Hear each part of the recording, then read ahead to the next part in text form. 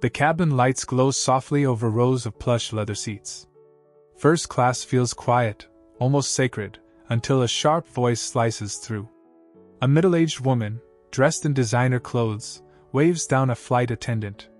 Her eyes dart to two young black children sitting quietly with tablets in their laps. "Excuse me," she hisses, her words dripping with disgust. "Why are they here? This is first class." Passengers nearby glance over, startled. A man lowers his newspaper. A young woman presses record on her phone. The children freeze, cheeks burning with shame, their small hands gripping armrests.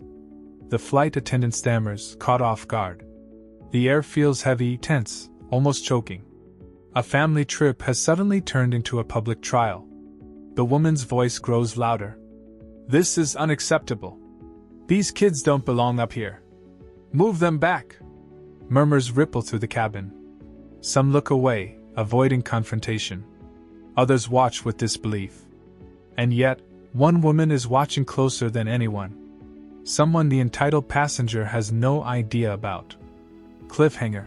Because what she didn't know was that these children weren't just passengers. They were family to someone powerful, someone about to change everything. To understand the storm brewing, we need to step back. It's a luxury transatlantic flight. The kind where champagne flows before takeoff and legroom is wider than most people's couches. The woman who complained prides herself on being part of this elite world. First class to her isn't just a seat, it's status. But today, that status feels threatened by two children of color. Other passengers notice. Some glance with pity at the kids, whispering to their partners. A businessman shakes his head but says nothing. Silence hangs heavier than the insult itself. The children shrink further, unsure whether to cry, speak, or just disappear. This isn't just about seats anymore. It's about their dignity. Their right to exist without being treated like intruders in spaces money had already paid for. Phones are out now. A quiet hum of digital witnesses, capturing injustice in real time. If it goes viral, this will be bigger than a passenger spat. Cliffhanger. But the shouting, the stares, the humiliation, this was only the beginning. The storm hadn't hit yet, it was still gathering. Who was this woman who dared to humiliate children in public? She wasn't new to this behavior. At the airport lounge, she snapped at a young employee for being too slow. She rolled her eyes at a janitor. To her, service staff weren't people. They were props in her world of superiority. Her entire life had been built on entitlement. She came from old money, shielded from consequences, convinced that her kind set the rules. She cloaked her prejudice in standards, making herself the victim whenever she was called out. And today, seeing two black children in first class ignited her worst impulses. To her, they weren't just kids, they were proof that her exclusive world was slipping away. She thought she had power here. She thought she could speak, and others would obey. Cliffhanger. But she had no idea that the very children she tried to push out had someone behind them, someone who would shatter her illusion of power in a single move. Now, let's talk about the kids. They weren't disruptive. They weren't loud. They weren't even asking for anything. They were simply two children on their way to visit family overseas. Raised by a mother who believed in dignity over wealth, they had been taught resilience early. Their mother, a self-made black entrepreneur who broke barriers in business, always told them, "People will underestimate you. Let them. Just never underestimate yourself." This wasn't their first encounter with subtle prejudice. At school, whispers about their skin. At playgrounds, questions about whether they really lived in nice neighborhoods. But this, being humiliated in public, in front of dozens of strangers, cut deeper. Yet they sat still, just like their mother taught. Calm. Composed. Knowing that silence can sometimes be louder than any shout. Cliffhanger. And it was that quiet strength, instilled by their mother, that would soon turn humiliation into the oppressor's downfall. The woman wasn't finished. "Move them now," she demanded, her voice rising. "I paid for first class, and this isn't right." The flight attendant's face flushed. He glanced at the children's tickets, hesitating. His silence only fueled the woman's confidence. "Do your job!" she barked. Other passengers stirred. A man muttered, "This is ridiculous." A young woman whispered, "Why isn't anyone stopping her?" But still, no one confronted her outright. The kid's mother, seated a few rows away, finally turned her head. She had been watching, listening, waiting. Her children's eyes met hers, full of embarrassment, searching for reassurance. She gave them a subtle nod. Calm. Firm. A mother's promise, "I've got this." Cliffhanger. And just when it seemed like humiliation would continue unchecked, one quiet decision changed the entire flight. The mother stood. Slowly. Calmly. Every eye in the cabin followed her.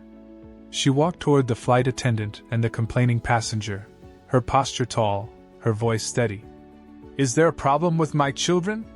The woman blinked, suddenly caught off guard. "Well, yes. They don't belong here. It's distracting. This is first class." The mother tilted her head. "And what makes you think they don't belong?" The cabin grew silent. Even the hum of the engine seemed to fade. Passengers leaned in. Phones stayed steady. Then came the reveal. The mother reached into her bag, pulled out a sleek leather folder, and handed it to the attendant. Inside wasn't just her ticket. It was her identification, proof that she wasn't just a passenger. She was part owner of the airline itself. Gasps. Whispers. The woman's face strained of color. "W what?" The mother's tone stayed calm. "You see, when my family flies, they belong wherever they sit. And frankly, I'd like to know why you think otherwise." The attendant swallowed hard, realizing the gravity of the moment.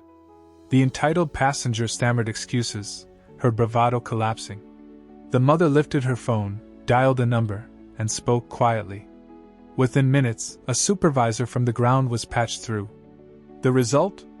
The arrogant woman's seat was reassigned. Passengers clapped softly, some recording as the story unfolded live. Hashtags began to trend.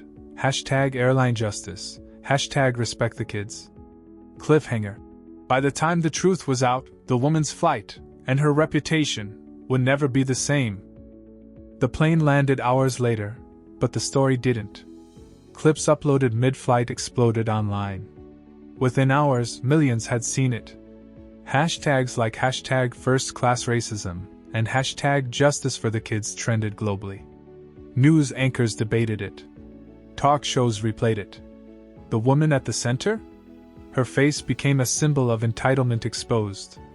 But more importantly, the kids became symbols of dignity, unshaken, composed, proof that resilience runs deeper than hate. Community leaders weighed in. Influencers spread the story. It wasn't just about 2 children anymore. It was about what countless families of color have endured in silence. Cliffhanger. But the real victory wasn't in the punishment. It was in the message that echoed far beyond the skies. Later at home, the mother sat with her kids.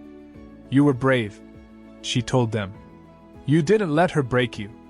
She reminded them that injustice isn't new, but every act of resilience chips away at it. The children asked if the woman would be punished. Their mother smiled softly. "What matters isn't her punishment.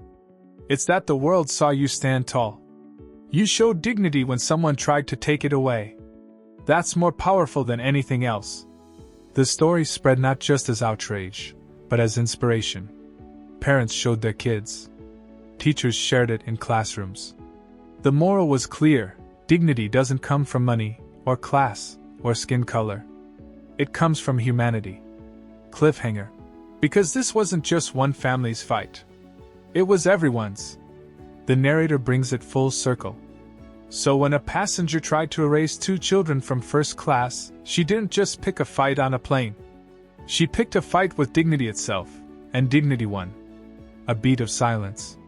Then, if this story moved you, don't let it end here. Share it. Talk about it. Make sure no one can look away when injustice happens in plain sight. Subscribe for more stories that uncover truth, challenge injustice, and remind us that even in the darkest moments, dignity always finds a way to rise.